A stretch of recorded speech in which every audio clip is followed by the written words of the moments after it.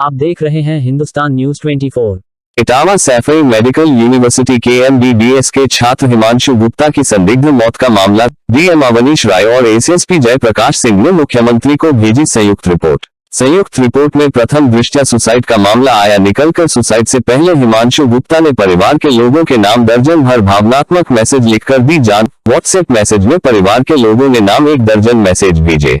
जांच के दौरान छात्र के मोबाइल की जांच में मिले कई व्हाट्सएप मैसेज जो उसने अपने ही एक नंबर से अपने दूसरे नंबर पर किए। अपने भाई, जीजा, दीदी और अन्य रिश्तेदारों के नाम लिखकर किए मैसेज। व्हाट्सएप मैसेज के अनुसार मानसिक रूप से परेशान था।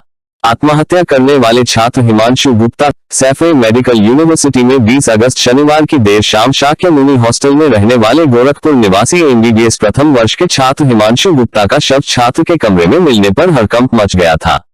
शनिवार रात 8 बजे हिमांशु के पड़ोसी छात्रों ने जब हिमांशु के कमरे का दरवाजा धकेलकर खोला तो हिमांशु फांसी के फंदे पर लटका हुआ पाया गया था। घटना की जानकारी मिलने पर हिमांशु के माता पिता सैफई मेडिकल यूनिवर्सिटी पहुंचे थे।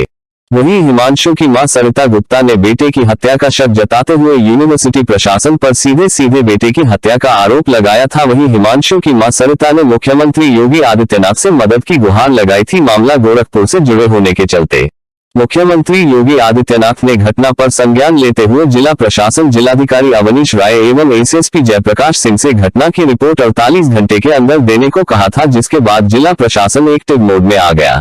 जिलाधिकारी अवनीश राय SP जयप्रकाश सिंह ने घटनास्थल का दौरा किया एवं मृतक छात्र के साथियों से पूछताछ करने के साथ ही मृतक के कमरे की गहनता से जांच पड़ताल कराई गई, जिसके बाद आज जिलाधिकारी ने एक विस्तृत रिपोर्ट शासन को भेजी है, जिसमें जिला अधिकारी के द्वारा प्रथम दृष्टया मामला सुसाइड का बताया गया है। वह जिलाधिकारी अवनीश राय ने बताया कि मृतक छात्र हिमांशु गुप्ता के मोबाइल पर 2 व्हाट्सएप इंस्टॉल थे, जिसमें एक व्हाट्सएप नंबर से दूसरे व्हाट्सएप नंबर पर कई भावनात्मक मैसेज किए गए थे, जिसमें मृतक ने अपनी मां, अपनी दीदी, जीजा एवं छोटे भाई के नाम एक दूसरे का ख्याल रखने का मैसेज छोड़े गए थे। यह सारे मैसेज घटना के दिन दोपहर 2 बजे से 3 बजे के बीच किए गए थे, जिनको देखकर लग रहा है कि मृतक पहले से ही सुसाइड के लिए तैयार था। अपनी मां के लिए छोड़े गए अंतिम संदेश में लिखा है कि मां, मैं आपसे बहुत प्यार करता हूं। वही छोटे भाई के ट्यूटर के लिए भी मैसेज छोड़ा गया है, जिसमें उनसे भी विनती की गई है कि वे उनके छोटे भाई का ध्यान रखें। फिलहाल मृतक छात्र की मनोस्थिति को लेकर कहना मुश्किल है। जिस तरह घटनास्थल से सबूत मिले हैं, क्योंकि घटनास्थल से जो एक वीडियो मिला है जिसमें मृतक के साथी कमरे का दरवाजा धकेलकर खोल रहे हैं,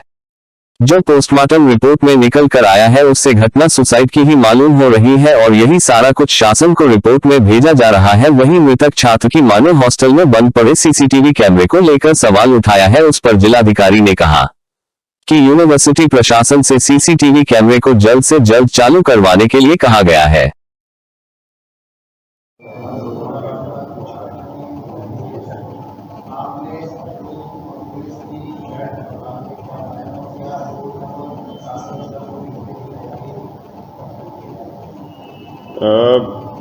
कल शाम को शासन ACS होम गृह साहब के यहाँ से, सर के यहाँ से एक हमें पत्र प्राप्त हुआ, जिसके क्रम में SSP साहब और DM इटावा यानी मेरे लिए एक कमेटी बनाते हुए निर्देश दिया गया था कि सैफई में जो घटना हुई है उसकी प्राथमिक जांच कर ली जाए और उसके संबंध में विस्तृत आख्या 24 घंटे में उपलब्ध कराई जाए। तो इसी क्रम में कल हम लोगों ने सैफई मेडिकल कॉलेज के शाक्यमुनि हॉस्टल में विज़िट किया। वहाँ जो छात्र हैं, जो वार्डन हैं, बाकी जो स्टाफ है, उनसे बात की और उनके बयान के उस कमरे का, बॉडी के फोटोग्राफ्स का और अन्य साक्ष्यों का परिशीलन किया है और उन्होंने भी हमें एक प्रिलिमिनरी रिपोर्ट दी है। तो इन सभी चीज़ों को स्टडी करने के बाद, इनके परिशीलन करने के बाद प्राथमिक रूप से प्रथम दृष्टया ये प्रतीत हो रहा है कि उसमें कोई फाउल प्ले नहीं है और पॉसिबिलिटी यही है कि उसमें ये एक सुसाइड की घटना है।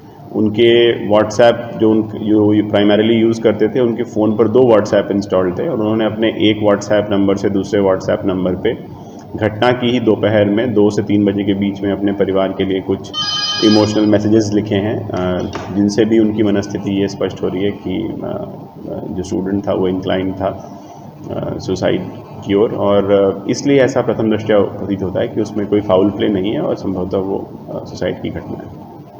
जो व्हाट्सएप में मैसेज है, कितने बजे से और क्या-क्या उसमें लिखा, आपको समझना पड़ेगा। लगभग 14:30 यानी 2:30 बजे से लेके लगभग 3 बजे तक व्हाट्सएप के मैसेजेस उन्होंने अपने ही एक नंबर से अपने ही नंबर पर भेजे हैं। एक ही फ़ोन पे दोनों नंबर इंस्टॉल्ड हैं, दोनों व्हाट्सएप इंस्टॉल्ड हैं। इसमें उन्होंने अपने परिवार और सगे संबंधियों के प्रति अपनी भावनाएं व्यक्त की हैं। उन्होंने अपने लोगों से ये भी रिक्वेस्ट किया है कि उनके परिवार का ध्यान रखें। उसके अलावा अपने कॉलेज के सीनियर से ये रिक्वेस्ट किया है कि वो उनकी फैमिली को सपोर्ट करें।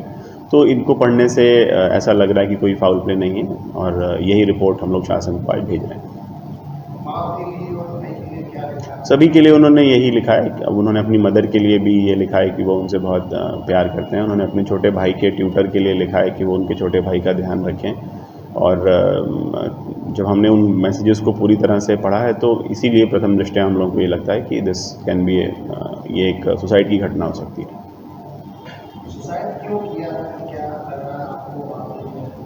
मनस्थिति के विषय में कुछ भी कह पाना बहुत कठिन है। कोई इस पे जो साइकाइट्रिक एक्सपर्ट ही इस पर कोई अपना ओपिनियन दे तो उचित रहेगा। पर एविडेंसेस देखने के बाद कमरा अंदर से बंद था, उसको फोर्सफुली खोला गया जब बच्चे वहाँ पे पहुँचे हैं, तो उसकी